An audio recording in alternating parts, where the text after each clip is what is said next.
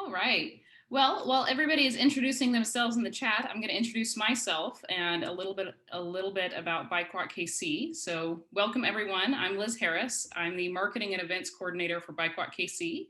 My pronouns are she and her. I welcome you to Advocacy 101. This is our first class like this of the year. Last year, about this time, we had a similar class in person, and it was really well attended. And we've obviously switched to virtual since then. And I'm going to say we have even more folks showing up now. So I'm happy you're all here. Thanks for coming. We are recording this session tonight. So we will share that out tomorrow. For right now, we're going to keep folks muted for the presentation. There will be, Michael has promised me that he's leaving lots of time for questions because you all were so, your questions that you submitted in the registration were so excellent that we really want to make sure that we have some time for individual discussion. In the meantime, you can leave your questions in the chat box and we will take a look at those. I want to share that this is the first class of a series of advocacy trainings that we'll be doing throughout the year this year. So if we don't get to it today, that's all right. Send us an email and we'll try to have a personal conversation with you, and stay tuned because there will be more classes similar to this and classes that will get in depth in some really specific items that folks are super interested in. So stay tuned for that. In the meantime, I'm going to introduce our Vista and community ambassador, Lottie Horton. She works with neighborhoods to help coordinate active transportation programs and advocacy. So Lottie, what can we expect from tonight's training? So you see the changes needed in your neighborhoods, and your local leaders rely on your feedback to make good decisions for the whole community. So tonight we'll be talking about how local government works and how you can be the change you want to see in your corner of the world. So we welcome tonight BikeWalkKC's Policy Director, Michael Kelley. Thank you, Liz, and thank you, Lottie, for the intro. Can I get a thumbs up if everyone can see this? Great. All right. So let's go on ahead and get this show on the road. Once again, welcome to everyone. And this is our Advocacy Training 101, the basics of speaking up. I will do my best to make sure that I am keeping an eye on questions and keeping an eye on the time because we do want to get to all of your questions. So once again, my name is Michael Kelley. I am the Policy Director for BikeWalkKC, and really quickly, our mission is to redefine our streets as places for people to build a culture of active living. We have our advocacy program, which is largely myself and Lottie, our education program, which works to help children and adults learn how to ride safely, our community planning efforts to help with the details of individual projects and plans, and we also run the area's bike share program. So that's a little bit about us. Let's talk about you guys. So tonight we're going to be talking about advocacy, and this is just a little roadmap of what we'll be discussing. So advocacy, looking at each level, what are some of the major issues, and how can you get involved, most importantly. So let's get into it.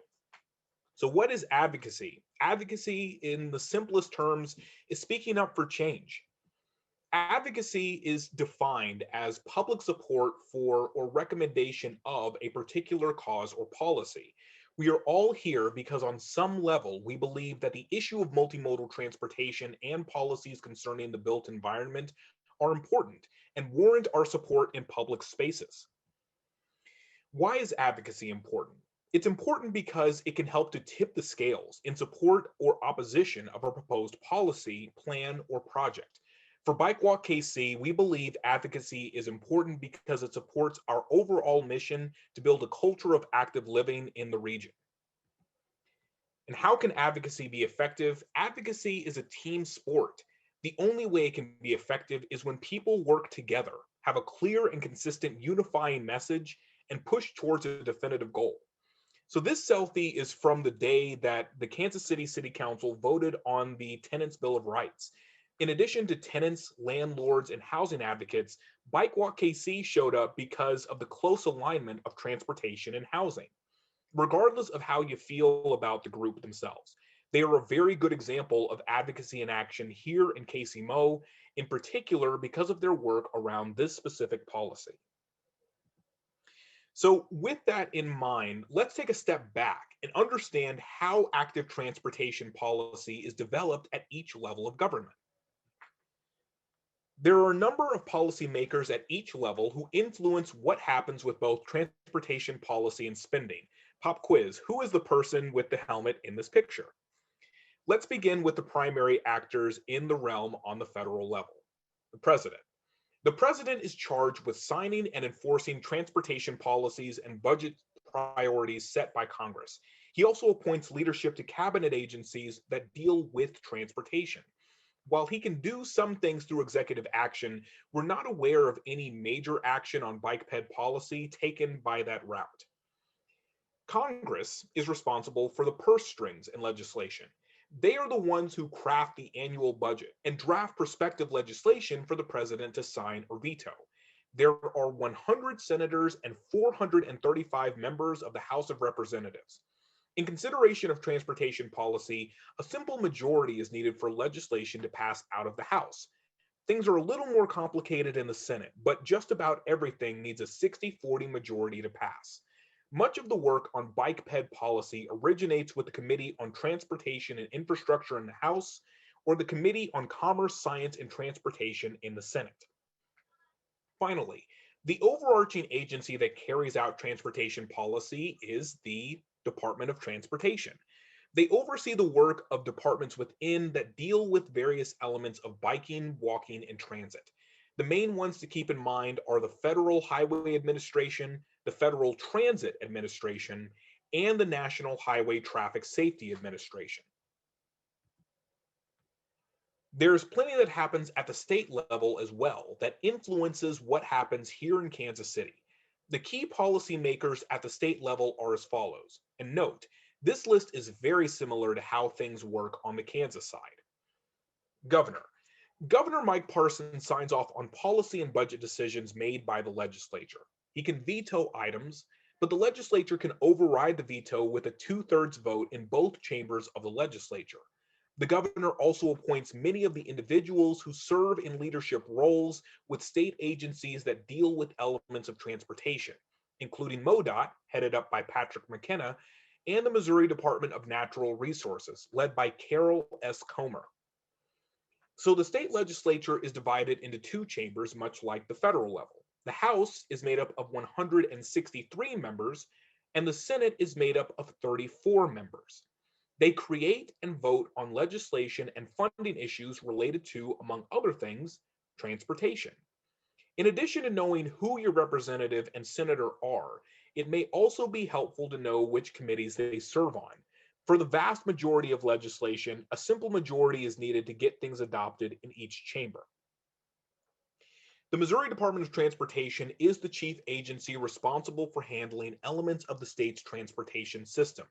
A major component of their work falls on highways, but given that there are a number of those that run into residential and commercial areas here in KCMO, such as Bruce R. Watkins Drive, there are places where they directly influence elements of the built environment for cyclists and pedestrians. And finally, the Missouri Department of Natural Resources.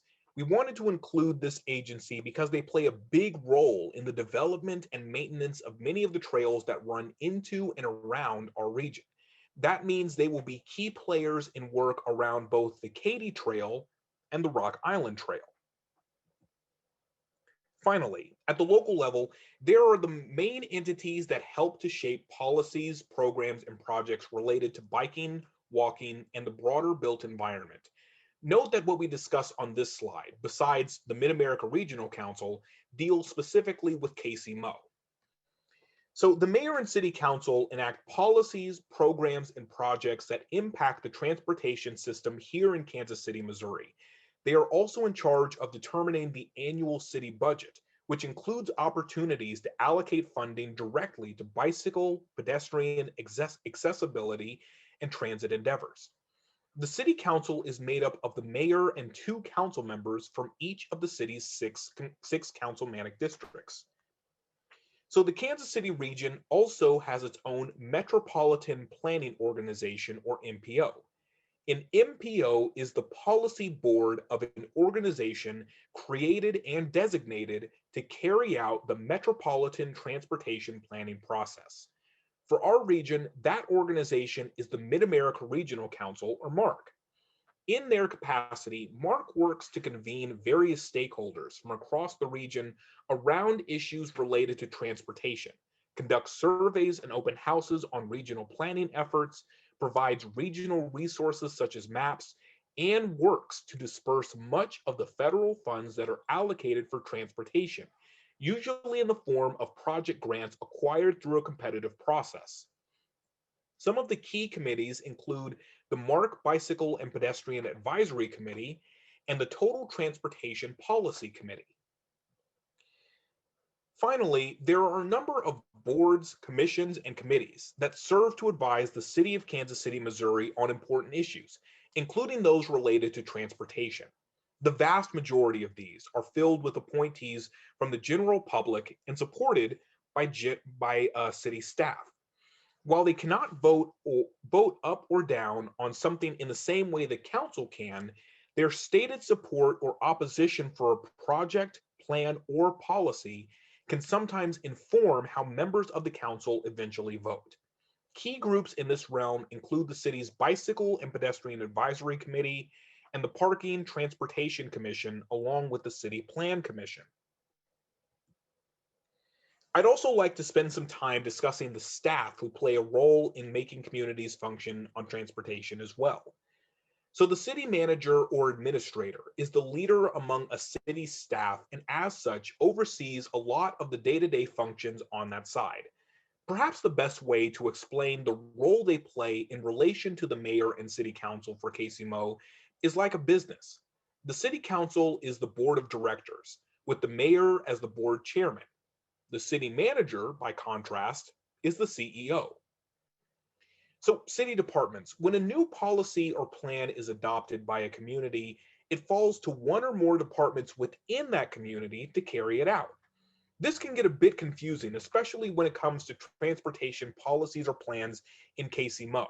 That is because depending on what the project is, there may need to be coordination from the planning department, public works department, parks and recreation department, and even the water department, to name a few. Within these departments are staff, and it helps to know about the staff of the departments which deal most frequently with your policies or plans for 2 key reasons. First, it's helpful to know at least enough about a department to know who to ask if you have a question about something. And second, understanding the staff makeup can tell you what opportunities or challenges they may face with implementing a policy or plan. So with that understanding of who makes the decisions at each level, I also wanted to spend some time discussing some of what it is that they are working on as it relates to active transportation.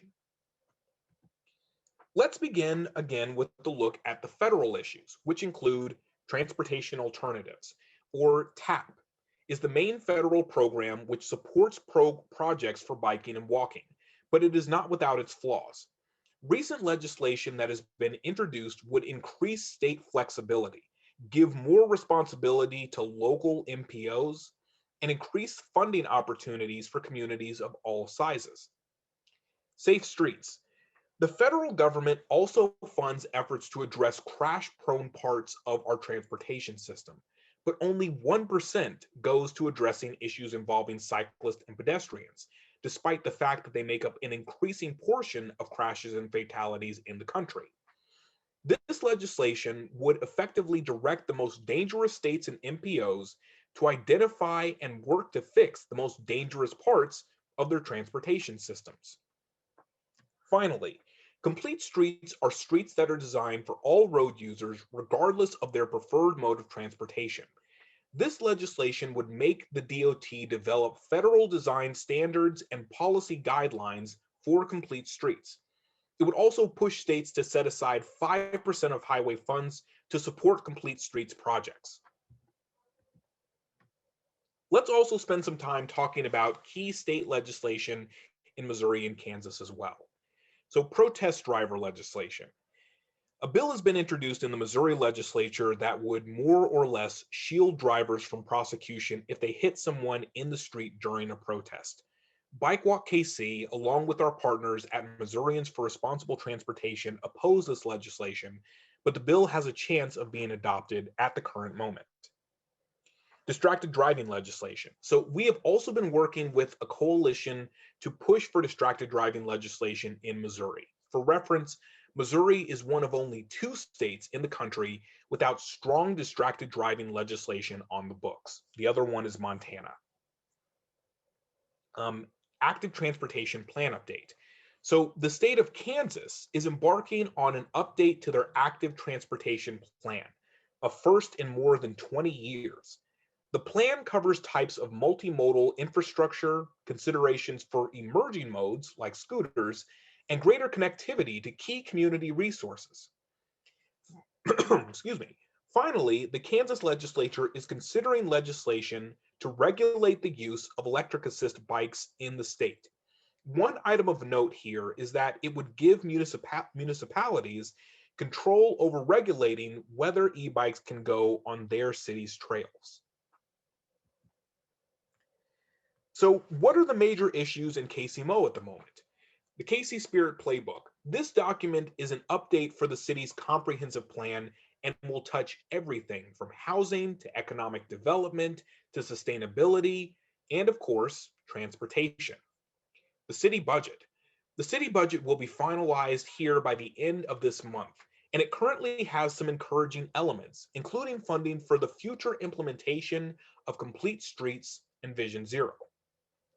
Finally, the proposed budget for this year also sets aside funds for a new transportation director. This is encouraging because they would likely be in charge of leading efforts to make streets safer for all road users, something that we have not had before. So with all of this in mind, I wanted to spend a little time discussing some of the other key issues BikeWalk KC will be focusing on for this year. This list is not exhaustive, and you can check out our policy platform to learn more. Decriminalization. So BikeWalk KC has identified several laws in our municipal code that open the door to the over-policing of biking and walking here on our streets. Working with members of the City Council, we are pushing for legislation to revise or strike those portions of the municipal code entirely. And I wanted to take a moment to really recognize Lottie for her efforts on this. She actually spoke at the recent Transportation Committee, and she did a fantastic job with it. So, Vision Zero. The aforementioned resolution established a task force to work on an action plan, which should be finalized later this spring. So when the action plan is finalized, our focus will then shift to educating the public and advocating for the plan's eventual adoption by the City Council. Finally, with the pandemic recovery, biking and walking, as everyone here knows, saw sharp increases as folks were confined to their homes for much of the pandemic in 2020. As we work to emerge and recover, it is important to invest more in those modes of transportation. And BikeWalk KC will work as hard as we can to make sure that that happens. Finally, let's talk about you. How can you get involved and advocate for better biking and walking in your community? Keeping equity centered. All of the work that we do to advocate for changes to the built environment has to keep equity at the forefront.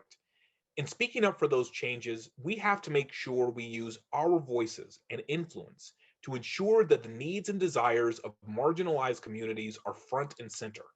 There is always more that we can do on this front, but here are some key ways to begin that process. Make friends beyond your comfort space. Just because you live in Midtown doesn't mean that Midtown is the only place you can go to learn more and build connections. Advocacy is a team sport. And the bigger and more nuanced your team is, the more effective your messaging will be. Even in a pandemic, virtual meetings and outreach is still possible and necessary. Learn more about the subject. there are a number of great resources that can shed light on the intersection between transportation and equity, no pun intended. This includes reports such as The State of Transportation and Equity, as well as Dangerous by Design from Smart Growth America. It also includes books on different elements of transportation and equity, such as Bicycle Race by Dr. Adonia Lugo.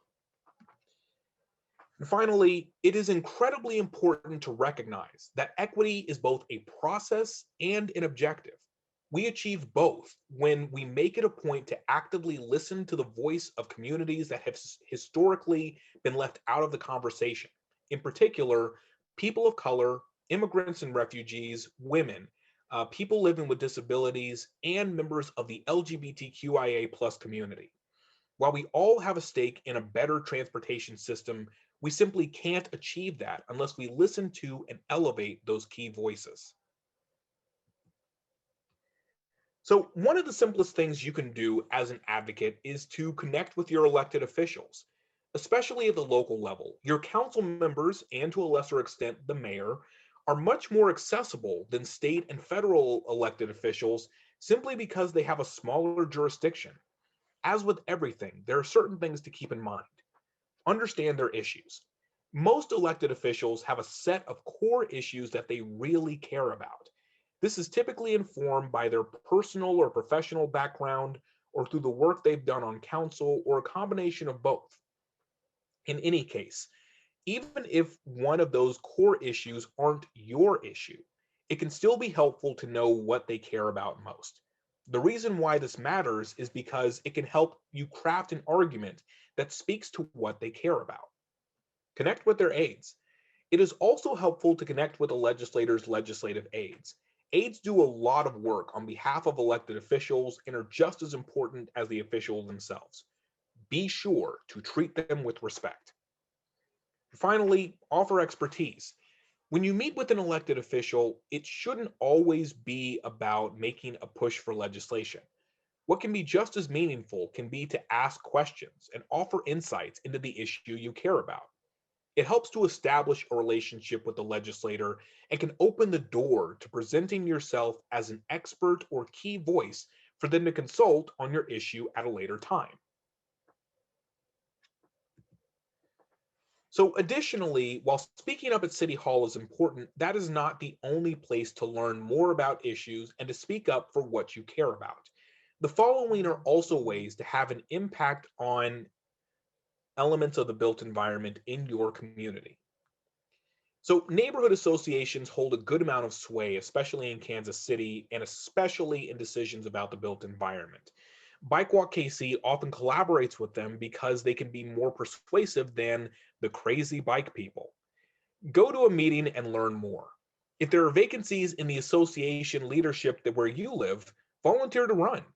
Having a network of people advocating for the built environment within and beyond City Hall can make a huge difference. Open houses. Oftentimes, when the city wants to get feedback from the public on a proposed project or plan of some sort, they will host an open house for people to come, learn more, and provide input on what is being discussed. Your attendance can play a really big role in many of these instances because they are typically sparse in the volume of people who show up. If there is a comment card or an email sign up, take advantage of both. The email sign up will usually include more information on additional meetings and more opportunities for feedback, sometimes in the form of an online survey. Finally, with boards, commissions, and committees. The city has a number of advisory groups composed of citizens tasked with being a resource to the mayor and council on those important issues. Attending those meetings of those groups are great, but do a little more research and see if there is a vacancy. If so, learn more about the requirements of serving and consider applying for the position. For the purpose of multimodal transportation issues and the built environment, the main group in KCMO, once again, is the Bicycle Pedestrian Advisory Committee. And we do have vacancies. But it's also important to understand that you can't make change happen on your own. I've said it before and I'll say it again. Advocacy is a team sport. What that means is that it takes a group of folks to make change happen. But how do you build an effective coalition? Common cause. An effective coalition has a common cause which all members understand and are willing to support. This can be in support or opposition of a proposed piece of legislation, pushing for more funding, or something else entirely. What's most important here is ensuring that the goal is clear for everyone involved. Diverse backgrounds. An effective coalition must also include people from a set of diverse backgrounds, and this isn't just limited to individual elements, but the organizations they represent as well. For example, when BikeWalkKC advocated for the adoption of the Complete Streets Ordinance in Wyandotte County last year, we had support from several key organizations, including the AARP, the American Heart Association, neighborhood groups, economic development organizations, and the local disability advocacy organization, The Whole Person. The reason this matters is because when you speak up, you're able to show the decision makers that many folks, not just the obvious ones, care about a certain issue. Finally, an effective coalition also requires ensuring the coalition remains strong throughout. In my experience, beyond the clear goal, there are two key ways to help ensure this is the case. One, periodic check ins, and two, simple, meaningful ask. For the periodic check ins, people are busy. We have a number of things going on. That's why I only have you for an hour and not two. Um, it helps to occasionally check in from time to time to let people know what's going on with the issue at hand. It's also an opportunity to answer questions and address any concerns that they may have. For the task, it will quickly wear down a group to ask folks to do too much or to do something overly complicated. Not every new development requires a phone call or an hour-long meeting. Instead, make the request meaningful and simple. Something we often do for this is to ask partners for letters of support, and BikeWalk KC will provide the template. The template gives a clear set of directions, and the letter is meaningful for legislators to review as they weigh potential legislation. Finally, and most obviously, you can speak up, especially at a committee meeting at City Hall. When you're speaking to an elected official or anyone who is in a position to vote or otherwise influence a decision around policy, what do you say? You make it personal. Tell the official a story or share an experience that helps this person to better understand why this is something that matters to you. Are you scared when you walk or ride your bike on the street? Do you know someone who has been injured or killed while doing the same thing? If so, how has that affected you? A story is often an effective way to hook the listener and get them to pay more attention to what you're saying. Bring facts. A good way to build upon the story is to tie it into a broader truth about the circumstances you hope to change. For example, Alfredo knows a woman named Ashley who has suffered a great deal since she was the victim of a crash at Admiral in Virginia in December 2019. Admiral is listed as a candidate for further study under the proposed bike plan, but because the plan has not been adopted, no action has been taken to make that street safer. The story is powerful, but it is made even stronger by the demonstrable fact that there is something concrete that could be done to prevent it from happening again in the future. Be respectful. It is natural in advocacy work to be passionate, and you have to be. If you don't care about an issue, why should anyone else? However, while it is important to share that passion with the official in question, that passion must be tempered by respect. More specifically, you should never curse, threaten, or insult your audience. For many officials, this is the quickest way to make them shut down and stop listening to your message. And finally, make your ask.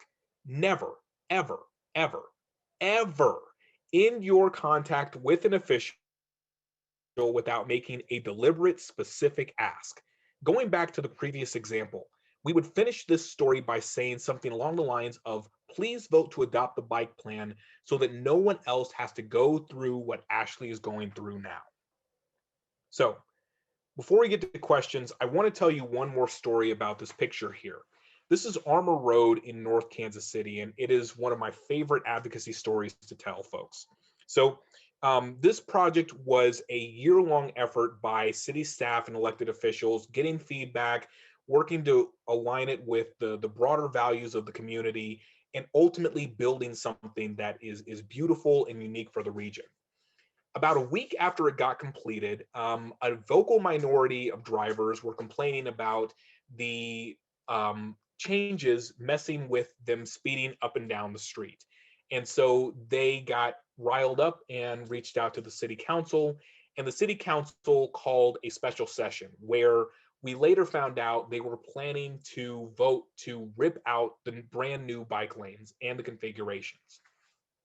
We had 2 weeks. And so reaching out to the partners and the advocates there, we worked with them to make sure they had the resources they need. And the advocates went to work. They went around knocking on doors. They raised the issue on social media. They got local media involved, and they really made their voices heard and got organized. The night of the meeting came, and there was a just gigantic swarm of people, and we didn't know how things were going to turn out. By the end of that meeting, 3 hours later, by a 2-to-1 margin, people had spoken in favor of keeping the bike lanes in place, and the city council ultimately voted to do just that. It's been a year now, and those bike lanes are still there because advocates showed up, they had a clear message, and they refused to let themselves be pushed down by a vocal minority.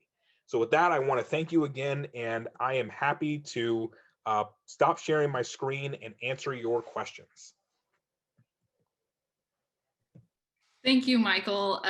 What a way to end that. That is also one of my favorite advocacy success stories, because it really was, like you said, making friends. The North Kansas City residents knocked on doors and talked to their neighbors, and made it relatable to everyone, even if you don't ride a bike.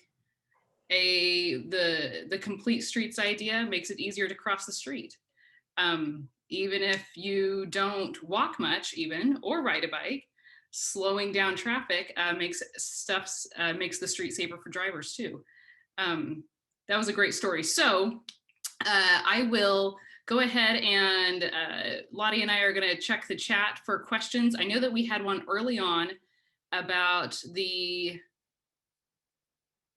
transportation funding, and Caressa, was that from the state of Kansas? Thank you. I was just wondering if any of the state transportation alternative funding is diverted, because I'm not sure if there's going to be new laws that change that sort of loophole, but in the past, states are allowed to divert up to 50% of their TAP funding to other like highway projects. I was just curious if the state of Kansas does that at all. Sure.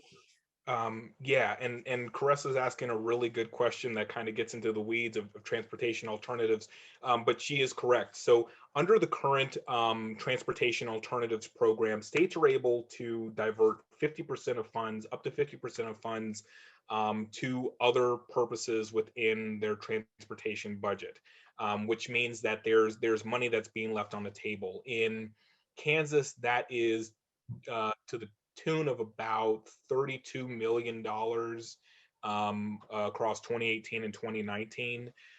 So the Transportation Alternatives Enhancement Act, HR 463, I believe is the number for that. What that would essentially do is it wouldn't fully close the loophole, but it would set up more roadblocks, no pun intended, to keeping that money from being diverted away. So what it would do, among other things, is it would say you have to give more money to technical assistance so that communities can put forth better projects. You have to make sure you're prioritizing high need communities. More of the money would be allocated away from states, specifically to communities of different sizes. So one other issue is that a community the size of KCK is competing against a community the size of Pittsburgh, Kansas, which I'm sure Liz is very familiar with.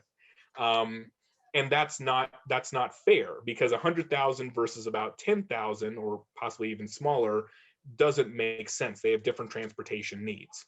So that would be one other way that it would do it. And ultimately, the state would have to prove that they have exhausted all of their opportunities of providing that money for active transportation before they were able to divert it for another purpose. But great question, Carissa.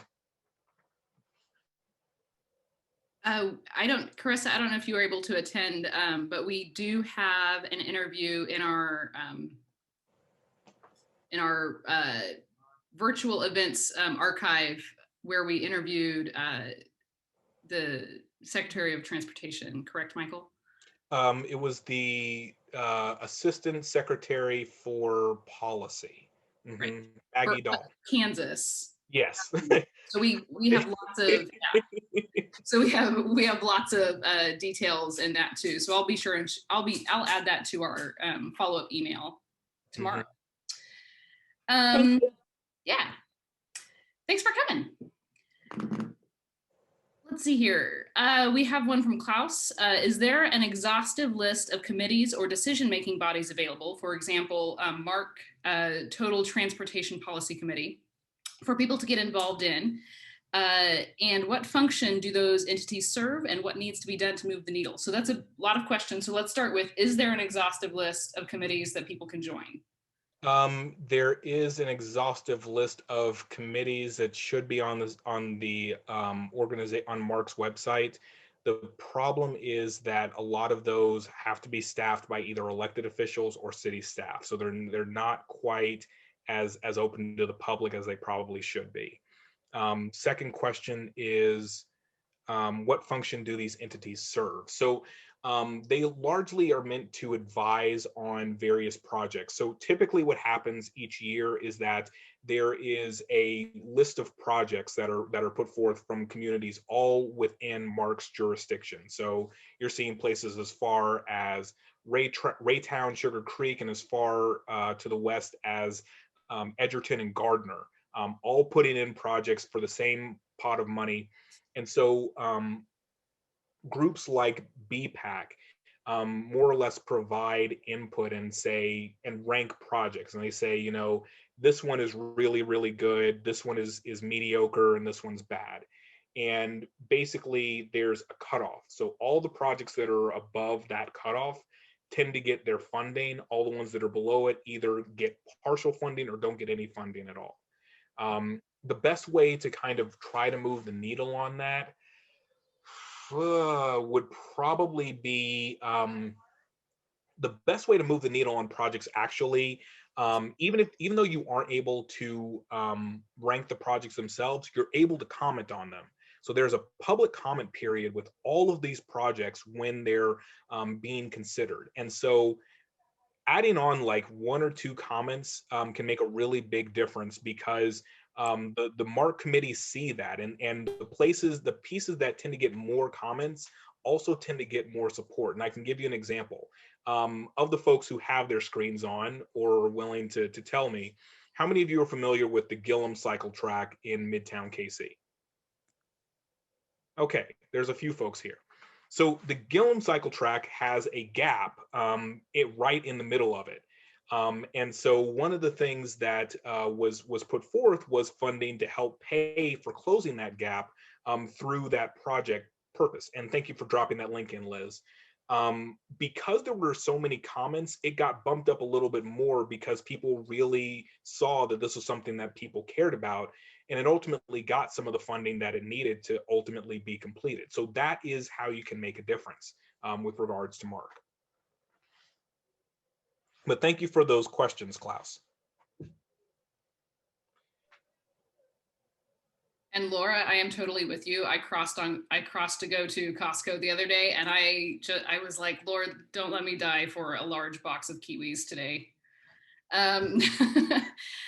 We've got one from Clayton. Have you found any notable sources or methods of finding hidden rich data? So possibly colleges, private firms, open data sites.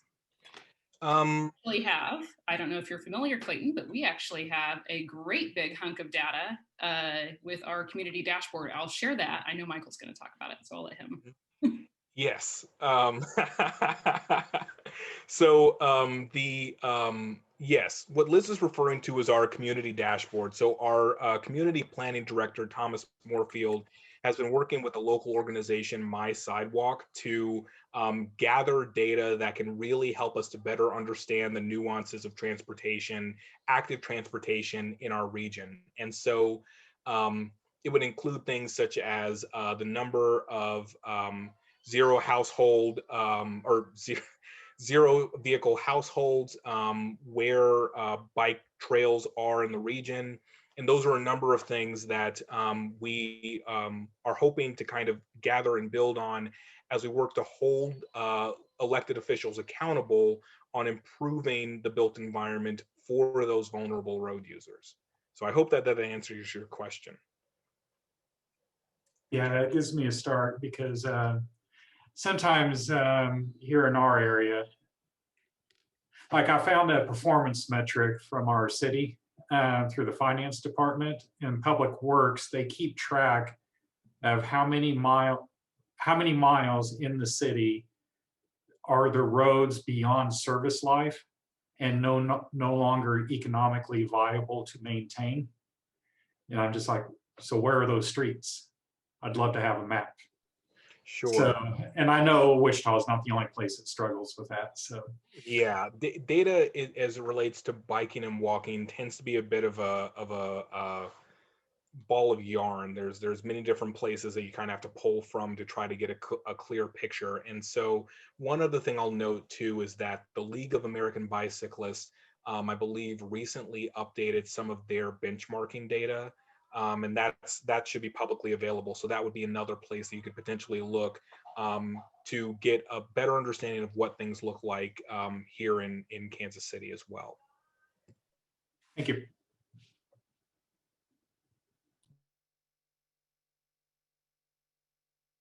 And thank you to Amy for dropping those links in the chat. We just finished up the National Bike Summit yesterday, I guess, right? And so we have been drinking from the fire hose of data for 3 days. So we've got a few sources for you. Yeah, one other thing too, if I could make a plug, I did want to give a shout out to Ron Bench and Jackson Hoteling. Together with me, they did a great presentation on Sunday about some of our active transportation mobilization in rural Missouri. And we hope to have that presentation soon that we can share on social media. It's a really, really good one. So I guess one just to give you guys ideas. Recently, I think it's about 3 years ago, I noticed the city of Phoenix does a really interesting annual study of all bike and ped crashes. What time of day, what angle did they get hit from? Were they in a bike lane? A couple of years ago, we brought that up with our local bike ped board. And as a result of that, 2 of those members work for KU Med Center, and they were able to get a master's student to replicate as well as she could that kind of study there here in Wichita. And that in turn leads to other questions and valuable data. So if that's something you guys don't have, that might be something to see. Can you find an ally to get you that information? Clayton, I just popped into the chat the FHWA example of some of the projects around counts and some of the technology that cities are using to collect that type of data. And I attended a talk at the summit that was really fascinating. So I encourage folks to check that out. Good deal. Michael, we've got one from Andrea. I'm in the Northland and so badly want some of our major north, south, and east-west thoroughfares linked up by protected bike lanes. At the moment, I don't feel comfortable biking from Gladstone to North Kansas City, which is so frustrating. How would I know what the plans are and what are the timelines? Because I know they've considered adding a bike path to, for example, North Oak. Great question, Andrea, and thank you for asking that. So the easiest way, at least to get a start, I assume that you live in Gladstone, would probably be to begin looking at the city's website, because a lot of times when they have published plans for biking or walking, they're available somewhere on their city's website. So that would be the first place to kind of look for something. Another place to look would probably be Mark, and I'm trying to think where specifically on the city's website, but they keep a running list of the projects that they have, and so it's possible that if there's a project that's been funded or allocated funds, either for planning something or for building something, it would likely be included on there, and you could see more of the specifics of like, this is where it would connect to, this is what some of the potential separation would be, things of that nature. So I hope that that's helpful, and I hope that that answers your question. That does. Thank you. And we can do a bit of digging before I send out the follow-up email tomorrow and get you a more specific answer for that. Because if you're asking about Gladstone and North Kansas City and KCMO, then we can probably help you find those things too. All right. We also had, this is maybe a question that we should have, one of the questions that was submitted in the registration when folks registered was, how do I connect and engage with neighborhoods?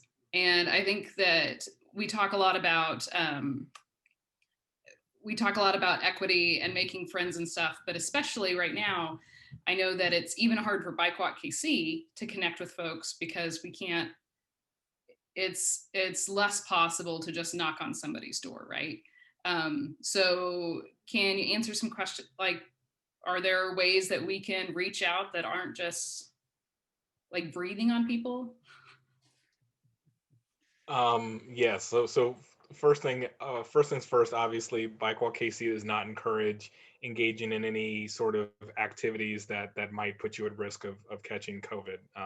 It's a serious pandemic, and we do have to take it seriously. So even with community engagement, we have to take precautions.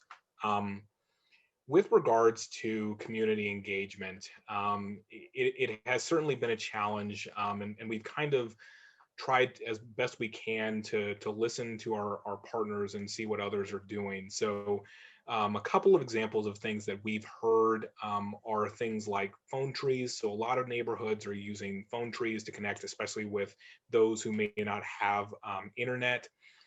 If they are meeting in person, again, which they really shouldn't, they're doing their best to make sure it's in an outdoor space, socially distanced, and everyone's got their mask on, which can be another way to kind of engage in a way that's still safe and follows physical distancing guidelines.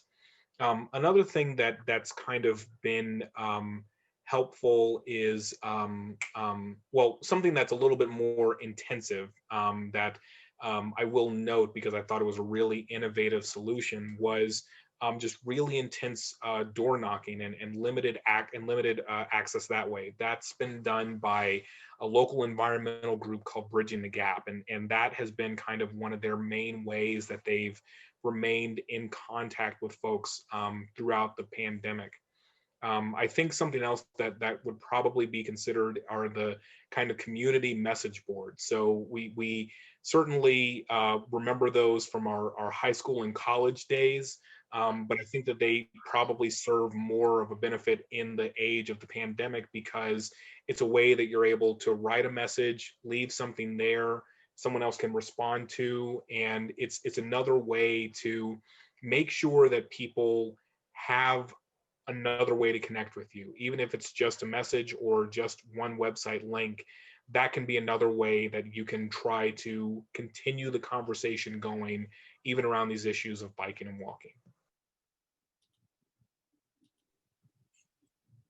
All right, last question. And this is from Celestial and Jacob. Our neighborhood in Volker does Zoom meetings, and to... Sorry, it's two different phones. Oh, okay, all right, I got lost. Can you help me out? Yeah, so the first bit, just, you know, coming out what you were just talking about, our neighborhood in or just Zoom meetings. And we also have like a Facebook neighborhood group. So if you look that up, like just look in the Facebook search bar, you can find stuff on that. And then the second part that Jacob had a question on, he just wanted to ask about expanding on the Earn a Bike program that BikeWalk does. Sure. And I can talk on this a little bit, and then I'm sure Liz or Amy will come in behind me when I inevitably forget something on this. But the short version with the Earn a Bike program is that we work with a number of different populations with different sets of needs throughout the city. And one of those are kids who want to learn how to ride a bike but don't have a bike. So what the education team does, and it's led by our great education director, Laura Steele, is they find programs and opportunities to work with the kids. And what they'll do is they will take a group of kids and they will take some bikes that have been donated, and they will effectively teach the children how to fix up and maintain the bikes.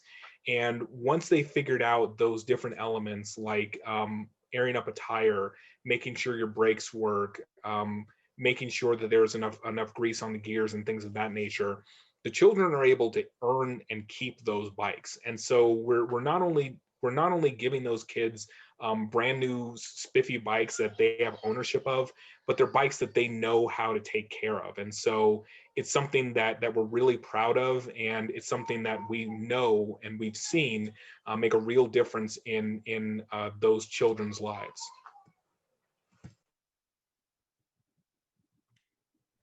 Michael, I think you nailed it. The only thing that I would add is that we offer this program for youth and adults. And yeah.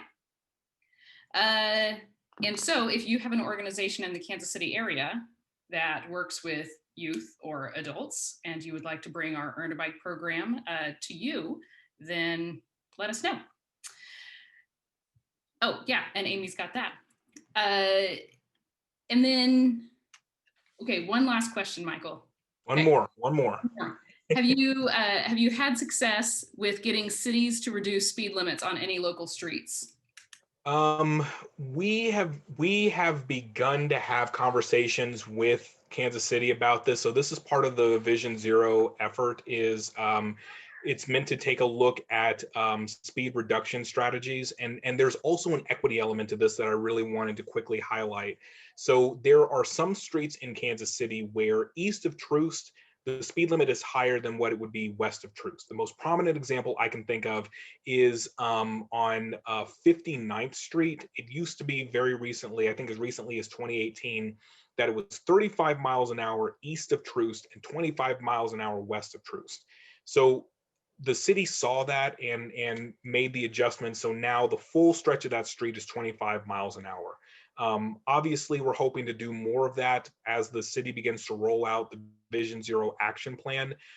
But that is not something that we have specifically pushed for at this point yet. But we will probably be pushing for that under Vision Zero. But thank you for that question, John. And thank you all for all of the great questions. And we've really appreciated having you here. I'm going to shut up for the final time and give it back over to Liz.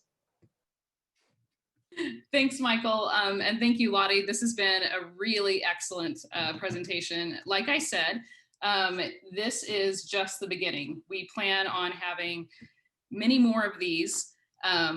And so we hope that you join our advocacy mailing list. Many of you were brought here by that, and I will try to share that screen while I'm finishing up here. So join our advocacy mailing list. I would invite you to reach out to anybody that you saw in the chat that might be in the same area as you are. And I would also invite you to visit our social media, Facebook, Twitter, and Instagram, and LinkedIn. It's all just at BikeWalkKC. Follow along, and we would like to have you join with that. Let me get these slides here so that you can see the advocacy mailing list.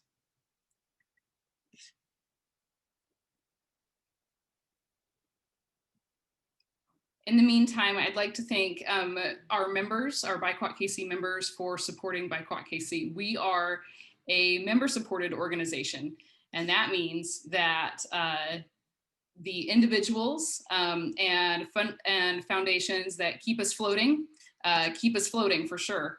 And they are the real heroes in this work.